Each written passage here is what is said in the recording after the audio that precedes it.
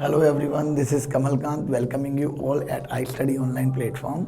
तो students, last time हम लोग जो टॉपिक की बात कर रहे थे वो आपके पास था थर्मोडायनेमिक्स 1, जिसके अंदर हम लोगों ने हमारे लास्ट लेक्चर के अंदर बात की थी the first law of thermodynamics, जिसके बारे में हमने एक इक्वेशन बनाया था which one that is according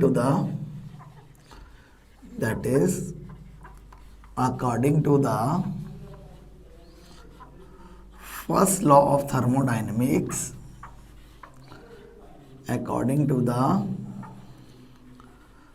first law of thermodynamics, what we have is delta U is equal to Q plus W, where delta U आपके पास क्या था? This is change in internal energy of system, where Q is the amount of heat absorbed by system,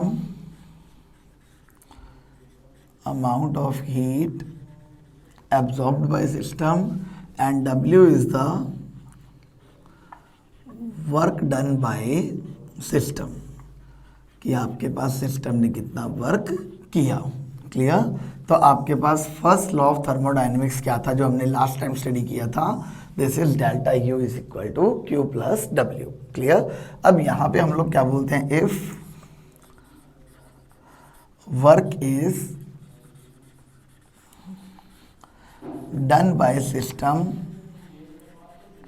that is the work is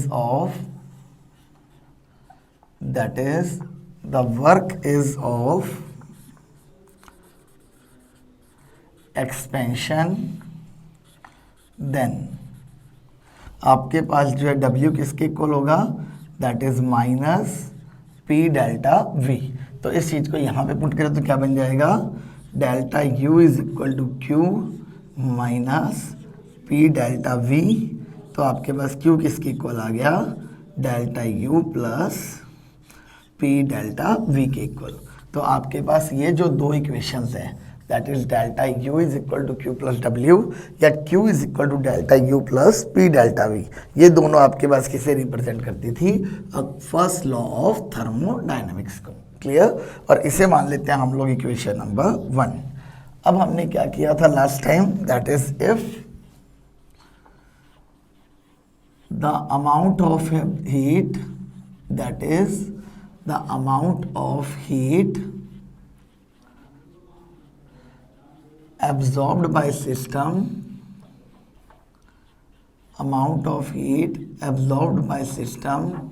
is done at constant pressure,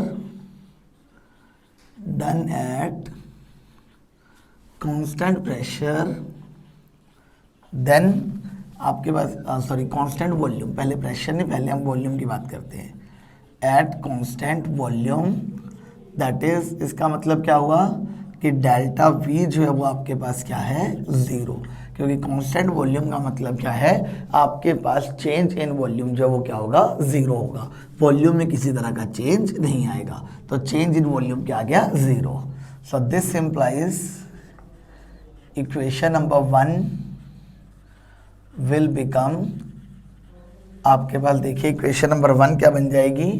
that is Q is equal to delta U plus P into zero. Amount of heat absorbed at constant volume है, तो इसे मैंने क्या लिख दिया? QV। Clear? तो आपके पास क्या बन जाएगा? That is QV is equal to delta U। Clear? तो इस चीज को देख के, इक्वेशन नंबर 2 को देख के आपके पास क्या डेफिनेशन बन जाती है? दस the change in internal energy,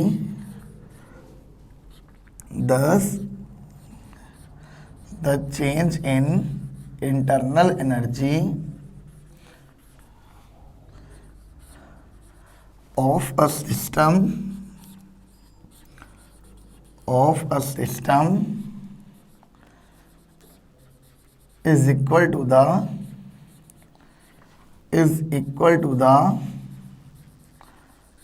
amount of heat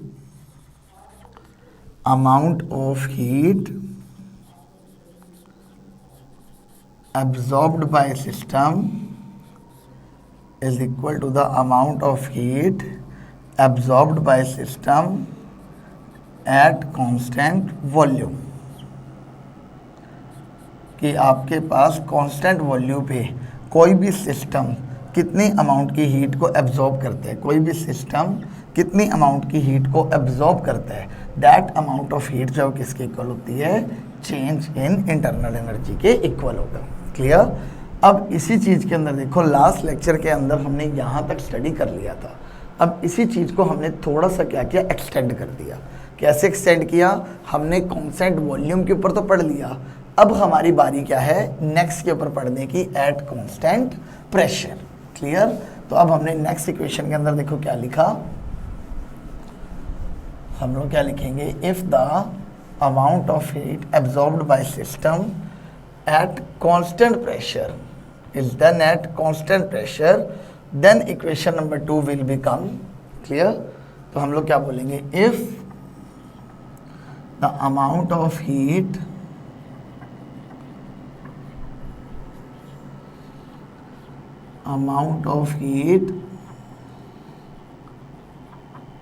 absorbed by system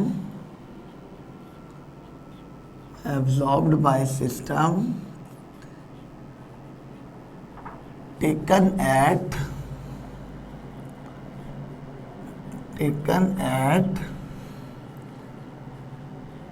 constant pressure,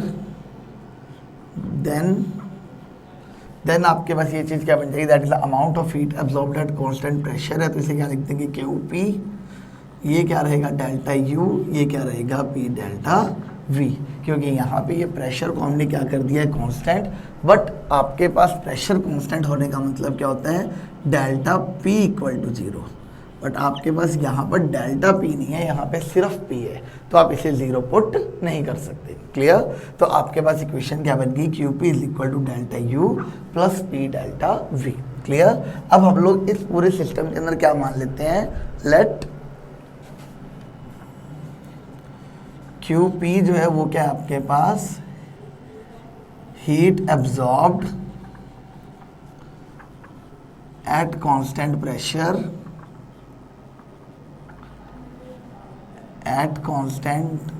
pressure delta U आपके पास क्या है, change in internal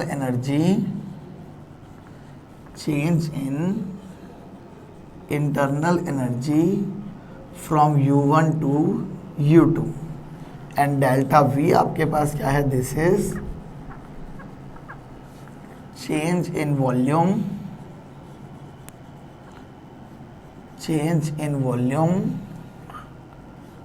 from V1 to V2।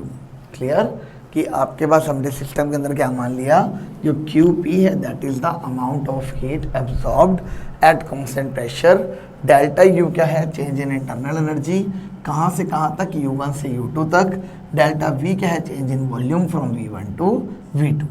Clear. तो इस चीज़ के अकॉर्डिंग हम लोग क्या लिख सकते हैं, that is QP is equal to U2 minus U1 plus P into V2 minus V1, that is QP is equal to U2 minus U1 plus P into V2 minus V1। यहाँ पे आप क्या करो, 2 वाली टर्म सारी एक साथ कर लो, मतलब फाइनल वाली टर्म्स एक तरफ कर लो, इनिशियल वाली टर्म्स एक तरफ कर दो, तो आपके पास क्या बन जाएगा, that is QP is equal to U2 minus PV2 minus U1 minus PV1, ये चीज़ बन जाएगी आपके पास। क्लियर है। क्योंकि यहाँ पे देखो तो U2 as it is PV2 लिया हमने, प्लस आएगा sign, yes, U2 plus PV2 then minus U1 then plus आ रहा है ना यहाँ पे,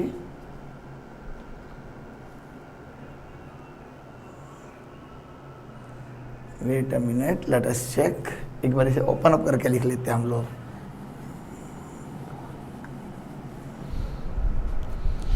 आपके पास देखिए क्या बनेगा, u2 minus u1 plus pv2 minus pv1। u2 वाली टर्म्स को एक तरफ कर दो, u2 प्लस pv2, इन दोनों में से माइनस को कॉमन निकाला, u1 प्लस pv1, ये चीज़ बन गई। क्लियर। अब यहाँ पे आपके पास देखो जो ये है that is u plus pv। Now here the term u plus pv, u plus pv को एक नया नाम दिया, is known as u plus pv is known as h, जिसे क्या नाम दिया जाता है, enthalpy of system. h is known as enthalpy of system. Clear. तो इन्होंने क्या बोला, जो आपके पास ये नई टर्म बनी है that is u2 plus pv2 u1 plus pv1, that is internal energy plus pressure into volume, internal energy plus pressure into volume. This term is called as enthalpy of system, जिसे हम लोग किससे represent करेंगे, आपके पास h से। Clear. तो आपके पास देखिए क्वेश्चन क्या बन जाएगी, तो हमने क्या बोला, which means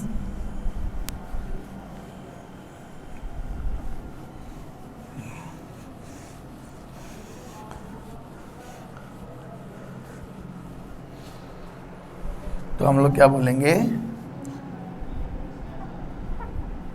which means u plus pv जो आपके पास वो किसके इक्वल है, h के इक्वल। क्लियर। देयरफॉर अगर हम u की जगह पर u2 कर दें और v की जगह पर v2 कर दें, तो आपके पास इक्वेशन क्या बन जाएगी, u2 plus pv2 is equal to क्या बन जाएगा, h2, इसे क्या बोलेंगे, फाइनल एंथैल्पी ऑफ सिस्टम। इसे क्या नाम दे देंगे हम लोग, फाइनल एंथैल्पी। और इसी तरह अगर u1 प्लस pv1 लिखा जाए तो h को क्या लिख देंगे, h1, जिसे क्या नाम दिया जाएगा, initial enthalpy of system. This is called as initial enthalpy of system. Clear. इन दोनों वैल्यूज को यहाँ पर पुट कर दो, क्या बन जाएगा, QP is equal to H2 minus H1, और H2 माइनस H1 किसके इक्वल हो जाएगा, that is equal to delta H, where delta H is क्या है आपके पास, change in enthalpy of system, where delta H is called as change in enthalpy of system. Clear. तो आप लोगों के पास इस इक्वेशन से क्या डेफिनेशन बनती है, that is the change in enthalpy of system, that is the change in enthalpy of system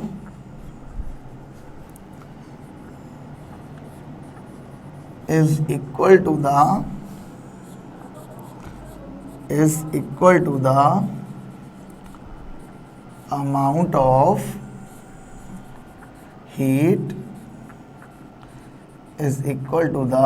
amount of heat absorbed by the system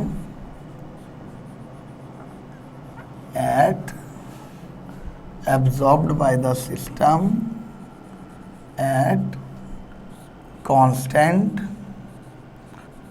pressure. कि आपके पास चेंज इन एंथैल्पी जो किसके बराबर होगी, अमाउंट ऑफ हीट एब्जॉर्ब्ड के, कब, जब आपके पास वो कहाँ पर होगा, कांस्टेंट प्रेशर के ऊपर। क्लियर। तो आपके पास देखिए पिछली दोनों चीज़ों के अंदर आपके पास इक्वेशन क्या बन के आई, आपके पास इक्वेशन ये बन के आई कि एक तरफ तो अगर आप लोग हीट को एब्जॉर्ब करवाते हो कांस्टेंट वॉल्यूम पे, तो वो हमेशा किसके इक्वल होता है, आपके पास डेल्टा यू के इक्वल। और अगर आप लोग हीट को एब्जॉर्ब करवाते हो एट कांस्टेंट प्रेशर, तो वो आपके पास क्या होता है, चेंज इन एंथैल्पी या डेल्टा एच के बराबर। क्लियर।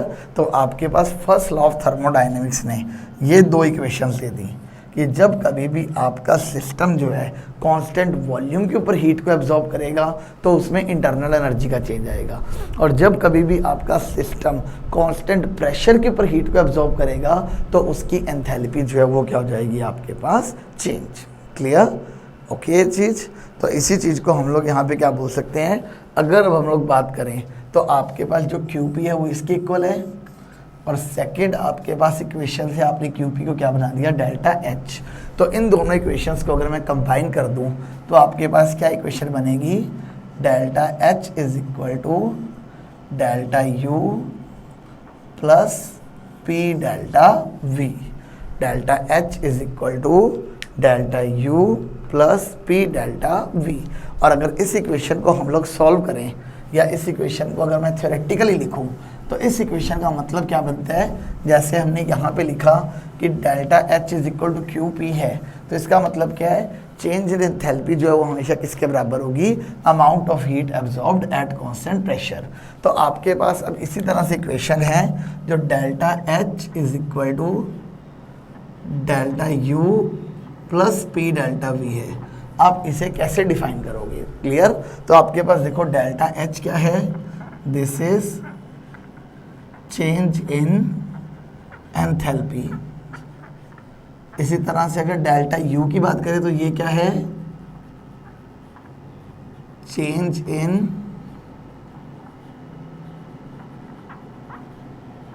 Internal energy. और आपके पास P डेल्टा V क्या है, that is the pressure volume work of expansion. Pressure volume work of expansion. Clear. तो आपके पास ये तीन चीजें हैं, तो आप सिंपली क्या बोलोगे, that is change in enthalpy of system is equal to the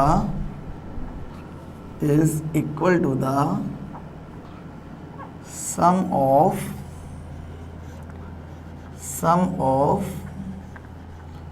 change in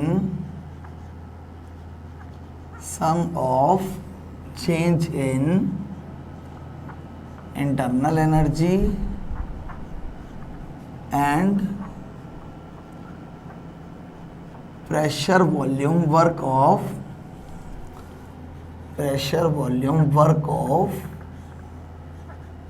expansion of system।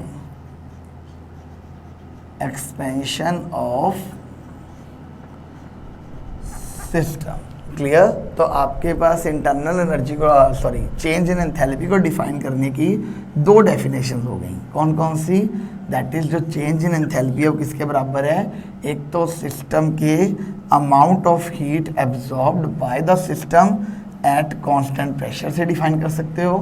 दूसरा आप इसे कैसे डिफाइन कर सकते हो, दैट इज जो change in enthalpy of the system है वो किसके इक्वल है, दिस इज द सम, किस चीज़ का sum of internal energy and pressure volume work of expansion of the system. इन दो चीज़ों के आपके पास क्या है, बराबर है। क्लियर। तो आपके पास क्या बन गया, दो तरह की डेफिनेशन आ गई चेंज इन एंथैल्पी को लेके। क्लियर। अब इसके बाद नेक्स्ट बात करते हैं कि ये चीज़ तो मैंने क्या किया, एंथैल्पी को मैथमेटिकली डिफाइन कर दिया कि जो एंथैल्पी है वो किसके बराबर है, U प्लस PV के बराबर। क्लियर। अब हमें क्या करना है इसका फिजिकल सिग्निफिकेंस की बात करनी है कि आपके पास एक्चुअल में एंथैल्पी जो है वो होती क्या है। जैसे मैंने इंटरनल एनर्जी के बारे में डिफाइन किया था कि आपके पास किसी भी सिस्टम के अंदर जितनी भी अमाउंट की एनर्जीज होती हैं उन सब अमाउंट की एनर्जीज के सम को हम लोग क्या बोल देते थे, internal energy of the system. तो आपके पास अब देखिए नेक्स्ट हम लोग बात करेंगे फिजिकल सिग्निफिकेंस ऑफ एंथैल्पी। तो फिजिकल सिग्निफिकेंस ऑफ एंथैल्पी, देखो फिजिकल सिग्निफिकेंस ऑफ एंथैल्पी को कैसे डिफाइन किया जाएगा। इसे डिफाइन करना बहुत ही सिंपल है। कैसे, देखिए आपके पास एक चीज बोला गया कि आपके पास मान लो कोई भी एक सिस्टम है, इस सिस्टम के अंदर जितनी भी एनर्जीज हैं that is the sum of all types of energies. इस सिस्टम के अंदर जितनी भी आपके पास एनर्जीज हैं उन सब एनर्जीज का हमने क्या कर दिया, सम कर दिया। That is the sum of all types of energies. इसे हम लोग क्या बोल देते हैं आपके पास, internal energy of system. Clear, इतनी सी डेफिनेशन तो हमने इंटरनल एनर्जी के वक्त पढ़ी हुई है आपके पास कि सिस्टम के अंदर जितनी भी टाइप की एनर्जीज है उन सब एनर्जीज का क्या कर दो, सम। वो सम आपके पास किसके इक्वल होगा, इंटरनल एनर्जी के इक्वल। अब नेक्स्ट हमने यहाँ पे क्या बोला कि अब आपके सिस्टम के अंदर जितनी भी इंटरनल एनर्जी है उसमें से जो स्मॉल अमाउंट ऑफ एनर्जी है, small amount of energy which can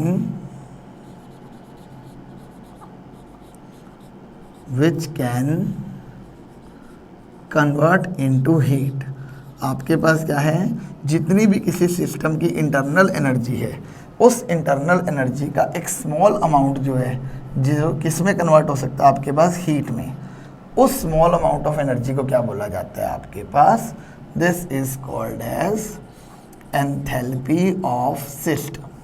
तो हम लोगों ने सिंपल सी बात कैसे डिफाइन किया एंथैल्पी को कि आपके पास जो इंटरनल एनर्जी है उस इंटरनल एनर्जी का वो छोटा सा हिस्सा जिसे आप किस में कन्वर्ट कर सकते हो, हीट के अंदर। That mean the energy which can convert into heat is called as the enthalpy of the system. Clear. तो इन्होंने सिंपल सी बात क्या बोली, एक सिस्टम है, इस सिस्टम के अंदर आपके पास क्या है, sum of all types of energies. उसे हमने क्या नाम दे दिया, इंटरनल एनर्जी का। अब वो जो जितनी भी इंटरनल एनर्जी है सिस्टम की उसके अंदर आपके पास कुछ अमाउंट ऑफ एनर्जी ऐसी होगी जिसे आप किस में कन्वर्ट कर सकते हो, हीट। तो जो वो अमाउंट ऑफ एनर्जी जिसे आप हीट में कन्वर्ट कर सकते हो that amount of energy is called as the enthalpy of system. That amount of energy is called as the enthalpy of system. Clear है पॉइंट। तो हम लोगों ने सिंपल सी यहाँ पे बात किया कि सिस्टम में सभी अमाउंट ऑफ सभी टाइप के एनर्जीज का sum that is called as energy. उस एनर्जी में से ऐसी एनर्जी जो किस में कन्वर्ट हो सकती है, हीट के अंदर, उस एनर्जी को क्या बोला जाएगा, एंथैल्पी ऑफ द सिस्टम। तो इसके लिए हम लोग अगर एक लाइन में बात लिखें तो हम लोग क्या बोलते हैं अगर एंथैल्पी के लिए हम लोग एक सिंगल लाइन के अंदर बात करें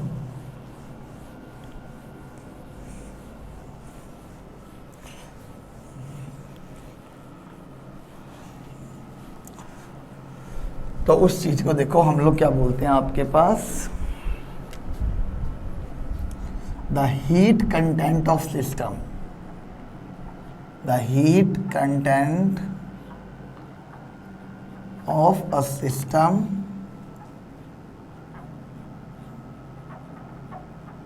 is known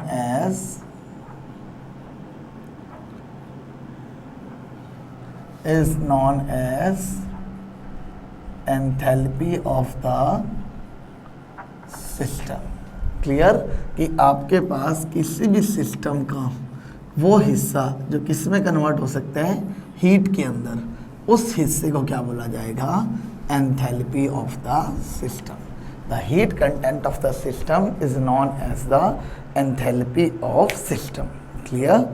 अब यहाँ पर अगर आप सिंपल सी एक बात करो तो देखो हमने यहाँ पे क्या बोला कि H जो है वो एक्चुअली किसके इक्वल होते हैं, U प्लस पी वी के इक्वल है। अब यहाँ पे अगर मैं बात करूँ तो U जो है this is a state function, ये आपके पास क्या है, एक स्टेट फंक्शन है।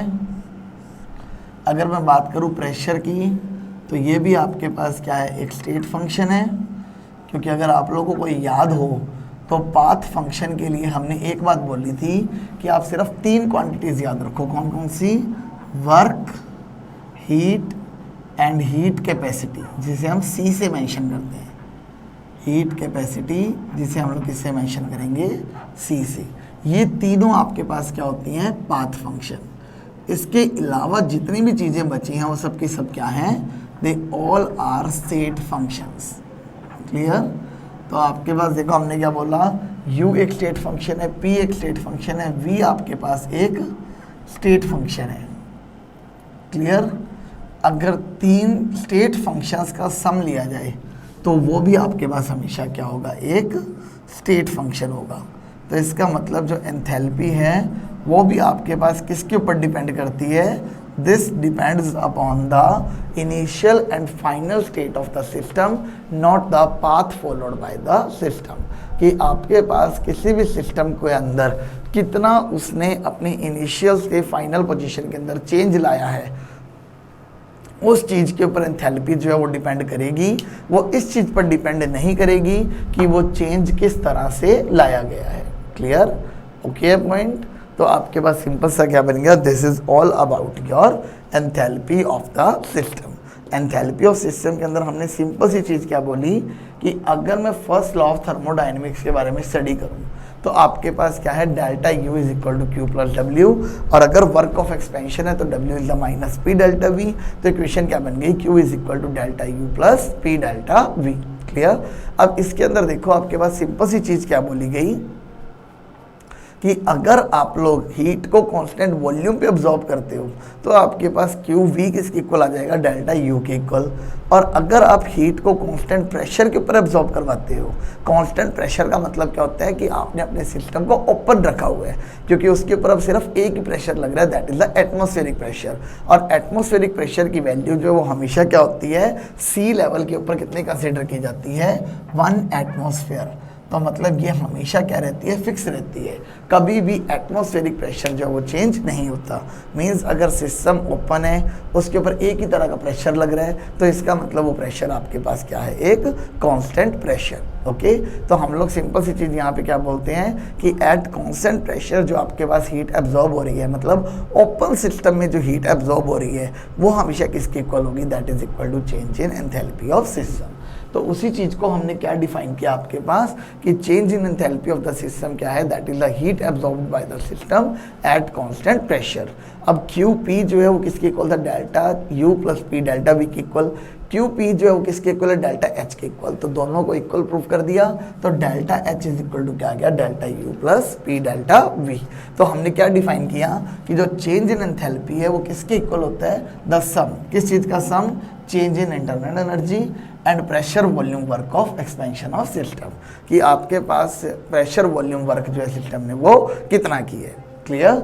अब इसी चीज़ को लेकर के हमने बात की कि ये तो हमने सारा मैथमेटिकली डिफाइन कर दिया कि H जो है वो U प्लस पी वी के बराबर है, बट हमें अब इस चीज़ को एक्सप्लेन करना है कि एक्चुअली में किस चीज़ को रिप्रेजेंट करते हैं। तो हम क्या बोलते हैं कि कोई भी सिस्टम के अंदर जितनी भी एनर्जीज हैं, अगर आप उन सब टाइप्स ऑफ एनर्जीज का सम कर दो तो वो क्या बन जाएगी? Internal energy. अब टोटल किसी भी सिस्टम के अंदर जितनी भी एनर्जी है, अगर उस एनर्जी में से जितनी अमाउंट की एनर्जी हीट में कन्वर्ट हो सकती है, means the amount of energy which can convert into heat, that amount is called as the enthalpy of the system. इसका मतलब आपके पास सिस्टम में हीट का कंटेंट कितना है, उस चीज़ को क्या बोला जाता है? Enthalpy of the system. फिर हमने क्या डिफाइन किया कि आपके पास जो H है वो क्या है? एक स्टेट फंक्शन है। क्यों एक स्टेट फंक्शन? क्योंकि आपके पास जो H है वो किसके बराबर है? U प्लस पी वी के बराबर। अब U भी एक स्टेट फंक्शन, P भी एक स्टेट फंक्शन और V भी एक स्टेट फंक्शन। और अगर ये तीनों आपके पास स्टेट फंक्शन है तो इनके अलजेब्रिक सम का जो वैल्यू होगी, मतलब अलजेब्रिक ऑपरेशन लगाने के बाद, मल्टीप्लिकेशन, एडिशन, डिवाइडेशन, कुछ भी लगाने के बाद जो रिजल्ट आएगा वो आपके पास क्या आएगा? एक स्टेट फंक्शन ही आएगा। अगर इनमें से कोई भी एक क्वांटिटी भी पाथ फंक्शन होती तो H भी आपके पास क्या बन जाता? पाथ फंक्शन बन जाता। क्लियर? Okay point? तो एक बार इसे गो थ्रू करो, फिर हम लोग नेक्स्ट क्वेश्चन के ऊपर मूव करते हैं।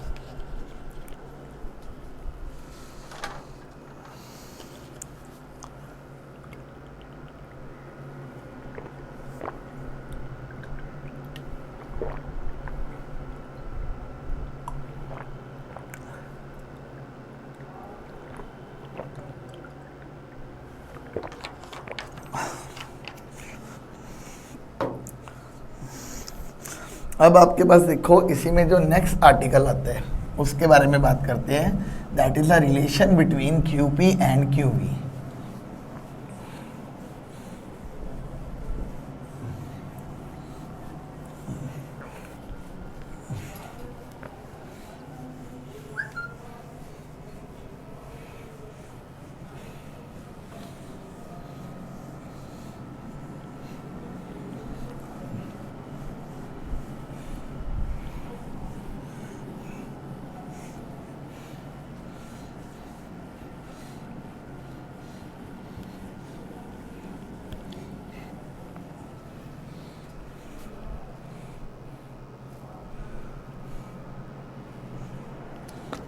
अब देखो नेक्स्ट आपके पास जो है वो क्या है, that is the relation between QP and QV। इस चीज के लिए सबसे पहले हमने क्या कंसीडर किया, आपके पास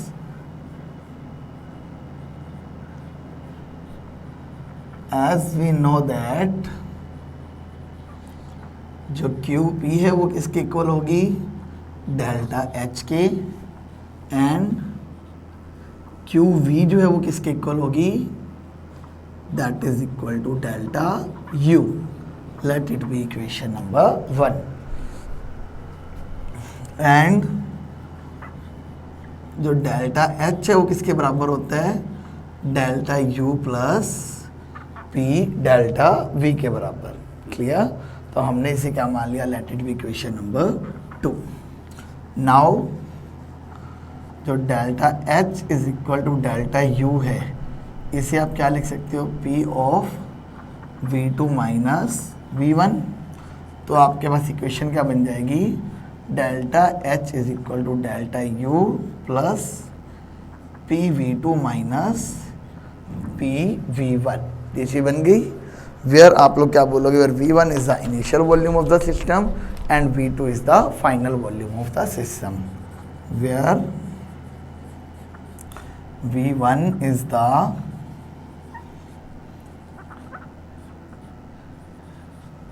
initial volume of system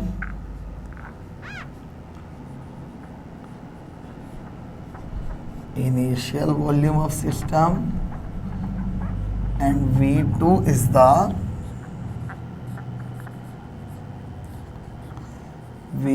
is the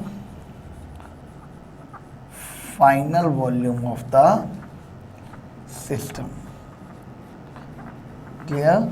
अब हम लोग क्या बोलते हैं, now the system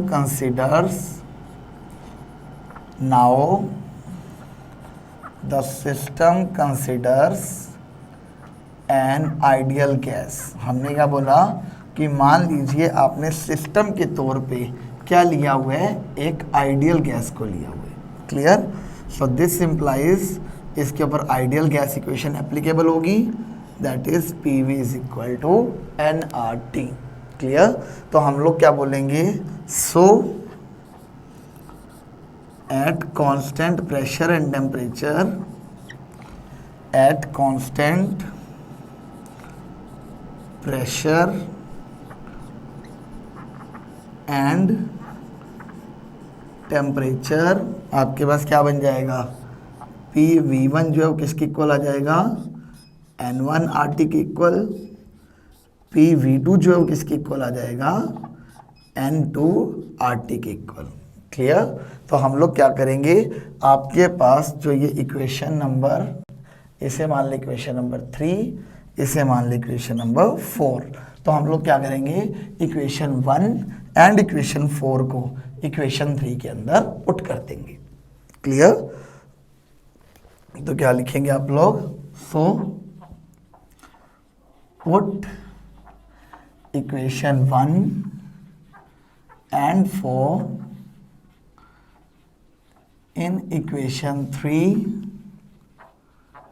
we get, क्या बन जाता है आपके पास, देखिए this will B delta H की जगह क्या आ गया, QP, डेल्टा U की जगह क्या आ जाएगा, QV, प्लस PV2 की जगह क्या आ जाएगा, N2RT माइनस PV1 की जगह क्या आ जाएगा, N1RT। क्लियर। तो आपके पास क्या बन जाएगा, QP is equal to QV plus यहाँ से RT को कॉमन निकाल दो, N2 माइनस N1RT, तो क्या बन जाएगा, QP is equal to QV plus delta NRT। Clear. आपके पास यहाँ पे देखो N2 क्या है, N2 हमने क्या बोला,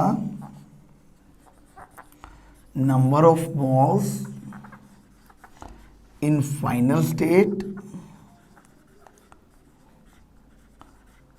और प्रोडक्ट्स,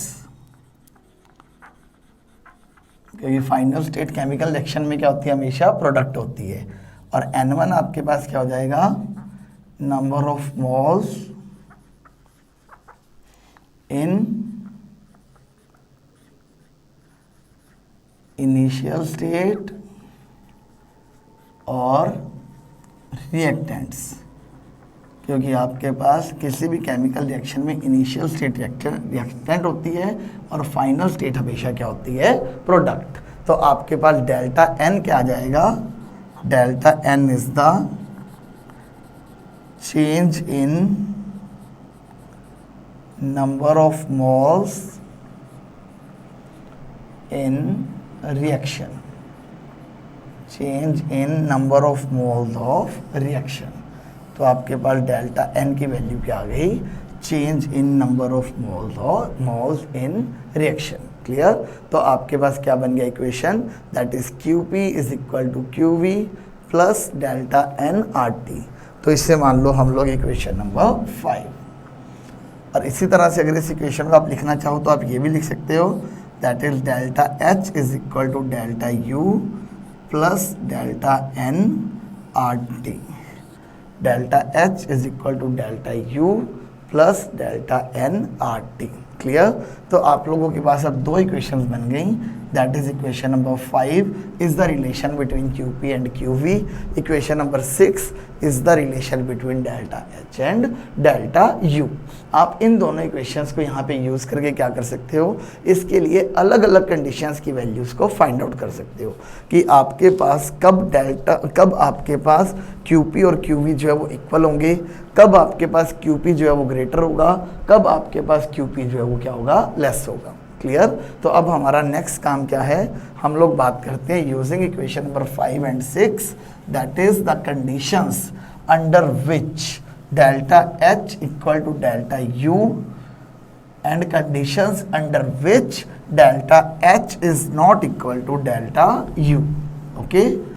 तो आपके पास देखिए पहली कंडीशन हमने क्या लिखी, that is the conditions under which delta H is equal to delta U।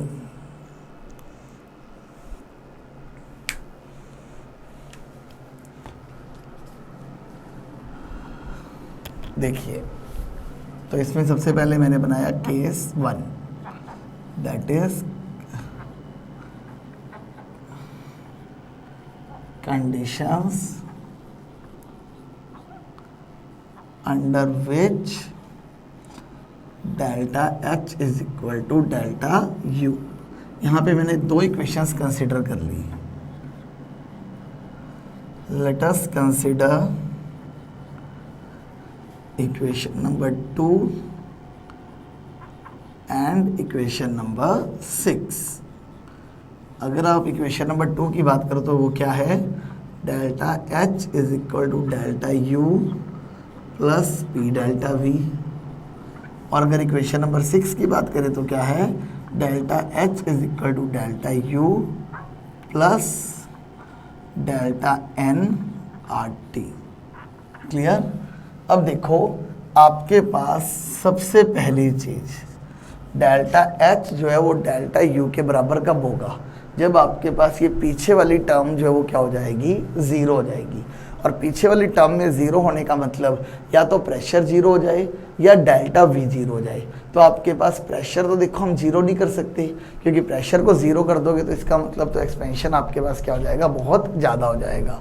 तो इसका मतलब हम प्रेशर को तो ज़ीरो नहीं कर सकते, क्योंकि मिनिमम टू मिनिमम भी आप प्रेशर हमेशा क्या रख सकते हो, that must be atmospheric pressure. अगर प्रेशर को ज़ीरो रखना है तो इसका मतलब हमें वैक्यूम में जाके काम करना पड़ेगा। क्लियर? तो हम लोग यहाँ प्रेशर को ज़ीरो नहीं कर पाएंगे, तो हम लोग सिंपली क्या बोलते हैं कि इस केस के अंदर आपके पास क्या कर देते हैं, डेल्टा वी को ज़ीरो। तो हम लोग क्या बोलेंगे, when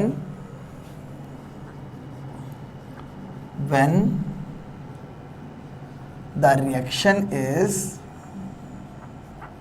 और सेकंड चीज और हम लोगों ने यहाँ पे देखो क्या कंडीशंस ली है आइडियल गैस इक्वेशन की, तो इसे आप डेल्टा एन जी भी लिख सकते हैं, क्योंकि अगर आप आइडियल गैस इक्वेशन लेके चल रहे हो तो इसका मतलब इसमें रिएक्टेंट्स भी क्या होंगे, गैसियस फॉर्म में होंगे, प्रोडक्ट्स भी क्या होंगे, गैसियस फॉर्म में होंगे, क्योंकि आप रिएक्टेंट और प्रोडक्ट दोनों के ऊपर क्या लगा रहे हो, आइडियल गैस इक्वेशन को। क्लियर? तो आप इसे delta N G R T भी लिख सकते हैं, क्योंकि आपके पास इसके अंदर हमेशा क्या होंगे, सिर्फ और सिर्फ गैसेस प्रेजेंट होगी, सॉलिड्स या लिक्विड्स आप इस रिएक्शन के अंदर कंसीडर नहीं करोगे, क्योंकि आपने क्या कंसीडर किया इसके ऊपर, आइडियल गैस इक्वेशन। क्लियर? और आइडियल गैस इक्वेशन तभी अप्लाई होगी जब गैसेज होगी। क्लियर? तो हमने सबसे पहले क्या लिखा, when the reaction is carried out at constant volume that is in closed vessel। इसका मतलब देखो आपके पास क्या हुआ कि आपके पास जब कोई रिएक्शन कांस्टेंट वॉल्यूम के ऊपर कैरिड आउट होगी, मतलब उसे हम क्लोज वेसल में करेंगे। क्लोज वेसल मैंने यहाँ पे क्यों लिखा, क्योंकि आपके पास रिएक्टेंट और प्रोडक्ट दोनों क्या हैं, गैसेस। अगर आपका वेसल जो है वो ओपन होगा तो गैस के मॉलिक्यूल्स जो हैं वो बाहर निकल जाएंगे और उनके अंदर आपके पास वॉल्यूम में क्या जाएगा, चेंज। जब आप किसी बर्तन को बंद कर देते हो, क्लोज कर देते हो, तो अब चाहे उनके अंदर प्रेशर बढ़े चाहे कम हो, बट उनका वॉल्यूम हमेशा क्या रहेगा, आपके पास फिक्स रहेगा, क्योंकि मैंने उनको क्या कर दिया, क्लोज कर दिया। क्लियर? तो वॉल्यूम फिक्स रहने का मतलब that is delta V is equal to zero. Then आपके पास क्या होगा, डेल्टा एच किसके बराबर हो जाएगा, डेल्टा यू के बराबर। ये जो हम लोग केस नंबर 1 की बात कर रहे हैं, this is a very very very important topic. Generally पूछ लिया जाता है कि कब आपके पास डेल्टा एच डेल्टा यू के बराबर होगा।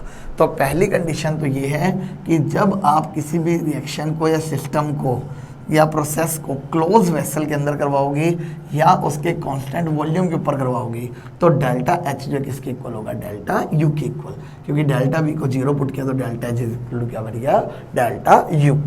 अब आते हैं सेकंड क्वेश्चन के अंदर।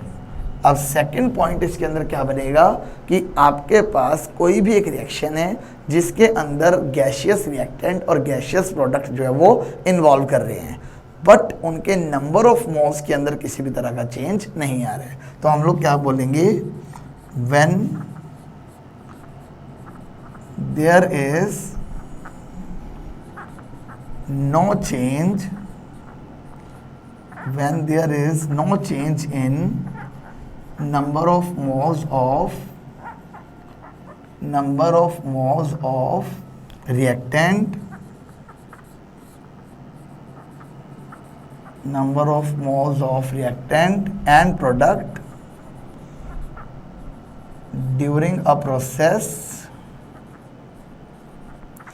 when there is no change in number of moles of reactant and product during a process, that is delta Ng is equal to 0, then from equation number 6 अगर delta n 0 है तो इसका मतलब delta h किसके equal हो जाएगा, delta u के equal. Clear? तो ये बन गई सेकेंड कंडीशन। एक कंडीशन तो क्या बनी, आपने प्रोसेस को कांस्टेंट वॉल्यूम के ऊपर करवाया है। दूसरी कंडीशन क्या बन गई कि अगर किसी भी प्रोसेस के दौरान number of moles of reactant जितने हैं उतने ही number of moles of product बने।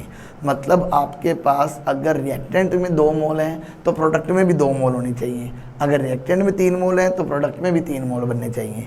तो उस वक्त आपके पास जितनी भी उस सिस्टम की इंटरनल एनर्जी में चेंज आएगा वो सारी की सारी इंटरनल एनर्जी किस में कन्वर्ट हो जाएगी, हीट के अंदर। क्लियर? ओके ये चीज़। इसी तरह से इसमें अब थर्ड पॉइंट और बनता है। अब थर्ड पॉइंट क्या बनता है, when reaction do not involve, when reaction do not involve any gaseous component, any gaseous component, then delta H जो किसके इक्वल होगा, डेल्टा U के इक्वल होगा।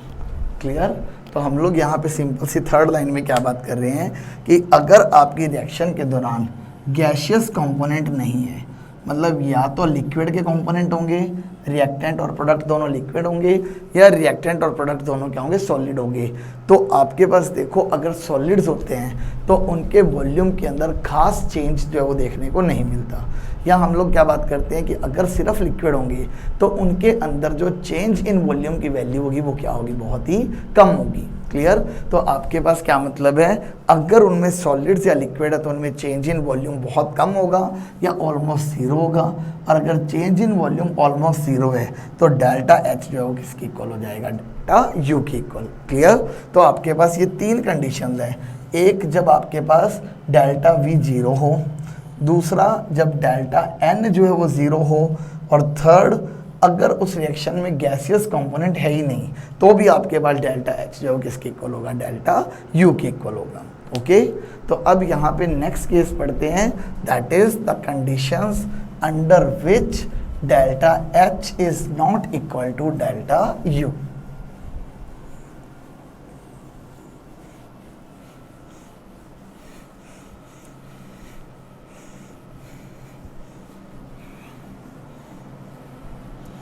तो देखिए केस नंबर 2 क्या बनेगा आपके पास,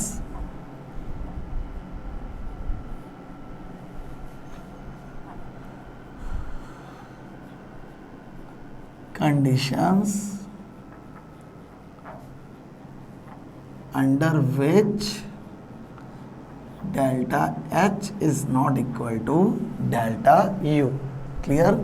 अब delta H is not equal to delta U है तो सबसे पहले हमने क्या कंसिडर किया, consider the equation number 6, that is क्या है आपके पास, delta H is equal to delta U plus delta NG/RT।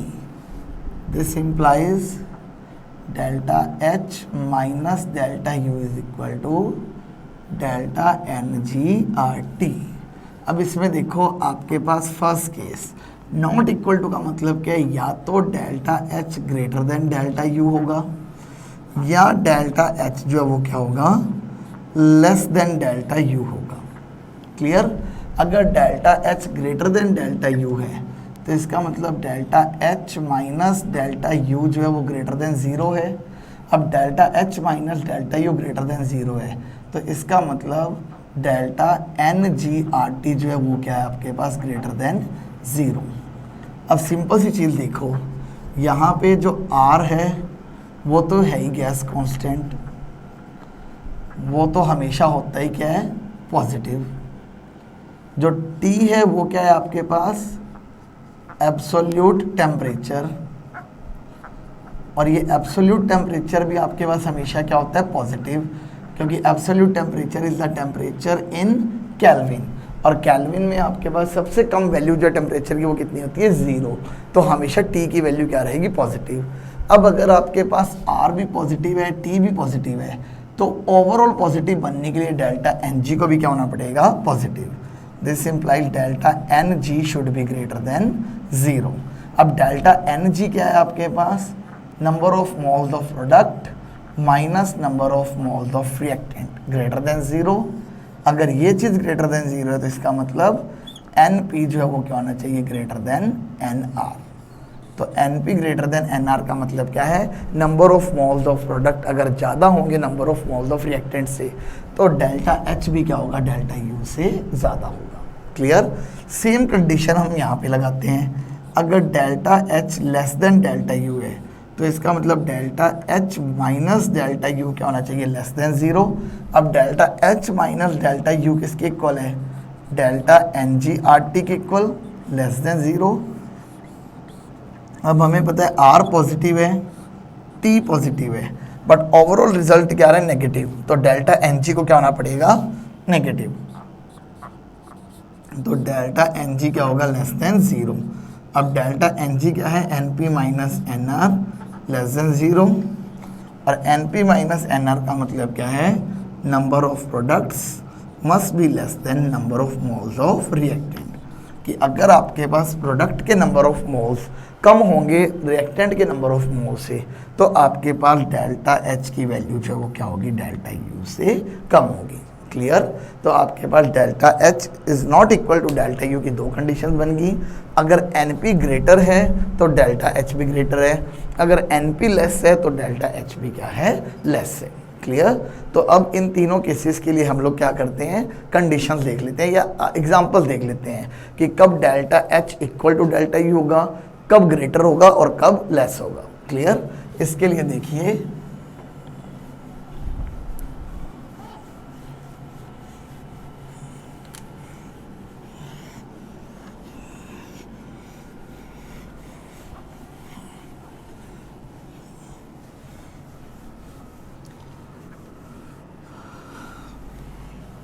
देखिए आपके पास जो रिएक्शन है वो क्या है, फर्स्ट एग्जांपल है, एग्जांपल्स। फर्स्ट एग्जांपल किसके लिए, for delta H equal to delta U. Clear. तो इसमें फर्स्ट एग्जांपल हमने क्या ले लिया, that is N2 plus O2। N2 भी गैसियस फॉर्म में, O2 भी गैसियस फॉर्म में, और मिलके इसने क्या बना दिया, 2 मोल नाइट्रस ऑक्साइड, ये भी क्या है, गैसियस फॉर्म में। तो अब number of moles of reactant देखो कितने हैं, 1 इसका है 1 इसके है, तो 1 + 1 कितने बन गए, 2। यहाँ पे number of moles in product देखो कितने हैं, दैट इज द 2। क्लियर। तो अब Np माइनस Nr जो है वो क्या आ गया, 2 - 2 0, मतलब delta n is equal to 0। और अगर डेल्टा n 0 है तो इसका मतलब delta h is equal to क्या होगा, डेल्टा u होगा। क्लियर। इसी तरह इसी केस में सेकंड एग्जांपल अगर देखें तो वो क्या बन जाएगी, this will be CH3 CH2 OH in liquid form plus CH3 COOH in liquid form will give CH3 COO CH2 CH3 in liquid form plus water. इस रिएक्शन को क्या बोला जाता है, this reaction is called as esterification. This reaction is called as esterification. और इस किसकी presence में होती है, ये H पॉजिटिव की प्रेजेंस में होती है। क्लियर। इसमें हमने क्या किया है, अल्कोहल और एसिड को यूज़ करके एक एस्टर का फॉर्मेशन किया है। क्लियर। अब इसमें देखो यहाँ पे जितनी भी चीज़ें हैं ये सब के सब किसमें लिक्विड फॉर्म के अंदर हैं, और सभी की सभी अगर लिक्विड फॉर्म में है तो इसका मतलब no gaseous component is present, no gaseous component is present। तो इसका मतलब इसके लिए क्या होगा, delta H is equal to delta U according to our third condition. Clear. तो ये दोनों एग्जांपल्स किसकी हो गई, जब डेल्टा H किसके इक्वल होगा, डेल्टा U के इक्वल। अब सेकंड आते हैं, फॉर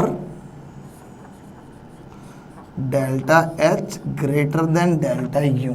जब आपके पास डेल्टा H की वैल्यू जो है वो डेल्टा U से क्या होगी, ज़्यादा होगी। इसमें एक सिंपल सी एग्जांपल ले लेते हैं। That is the decomposition of PCl5। PCl5 है, ये डिसोशिएट होगा और क्या बनाएगा, PCl3 इन गैसियस फॉर्म प्लस Cl2 इन गैसियस फॉर्म। अब देखो यहाँ पे number of moles of reactant कितने हैं, 1, that is the 1 mole of PCl5।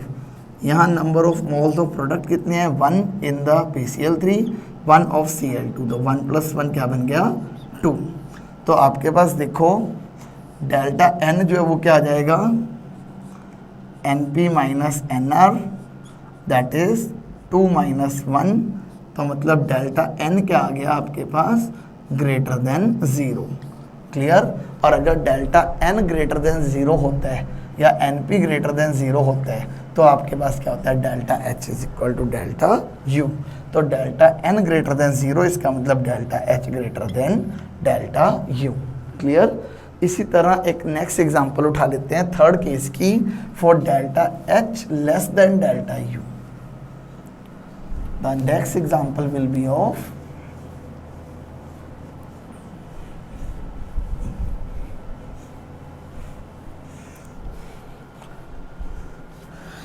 Third type for delta H less than delta U। अगर delta H less than delta U की value लें तो आपके पास यहाँ पे क्या रिएक्शन ले सकते हो आप, you can take Haber process.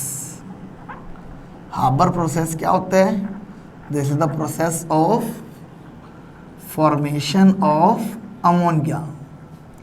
Ammonia का प्रिपरेशन है आपके पास। तो क्या होता है अमोनिया का preparation, that is N2 + 3H2, N2 gaseous form में, H2 गैसियस फॉर्म में, it will give 2NH3 in gaseous form. अब यहाँ पे नंबर ऑफ रिएक्टेंट देखो, 1 + 3 कितने हो गए, 4। प्रोडक्ट में देखो number of moles of product कितने हैं, 2 है। तो इसका मतलब आपके पास NP माइनस NR जो है वो क्या आ जाएगा, 2 - 4 = -2। दिस इम्प्लाइज डेल्टा N आपके पास क्या आ गया, नेगेटिव। और अगर डेल्टा N नेगेटिव है तो इसका मतलब डेल्टा H क्या होगा, लेस देन डेल्टा U होगा। क्लियर। तो हम लोगों ने तीनों तरह के एग्जांपल्स के बारे में स्टडी किया कि आपके पास डेल्टा H = डेल्टा U कब होगा, जब या तो आप डेल्टा N को बराबर ले लो, वॉल्यूम के लिए आप एग्जांपल लिख नहीं सकते, या आपके पास रिएक्शन के अंदर कोई भी गैसियस कंपोनेंट ना हो। तो आपके पास क्या है, पहली केस लिया डेल्टा N = 0 का, दूसरा केस हमने लिया जिसमें कोई भी गैसियस कंपोनेंट नहीं है। सेकंड आया delta H greater than delta U, मतलब आपके पास डेल्टा N की वैल्यू ग्रेटर होनी चाहिए। तो हमने रिएक्शन ले ली जिसमें नंबर ऑफ रिएक्टेंट कम है, मोल्स के number of moles of reactant कम है, नंबर ऑफ मोल्स प्रोडक्ट के क्या है, ज़्यादा है।